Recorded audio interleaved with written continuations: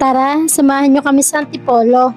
Pupunta nga pala kami sa Antipolo Cathedral para magpa-bless ng motor dahil kilala yon bilang National Shrine of Our Lady of Peace and Good Voyage. In the name of the Father, and of the Son, and of the Holy Spirit. Amen.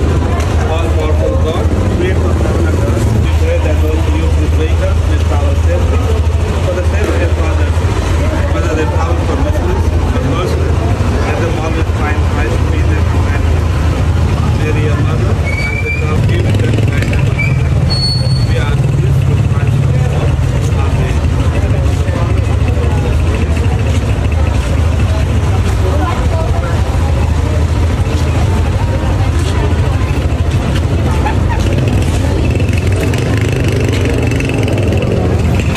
Finally, na-bless ng motor namin. Pwede na kaming gumala kahit saan at kahit malayo pa. Thank you, Lord!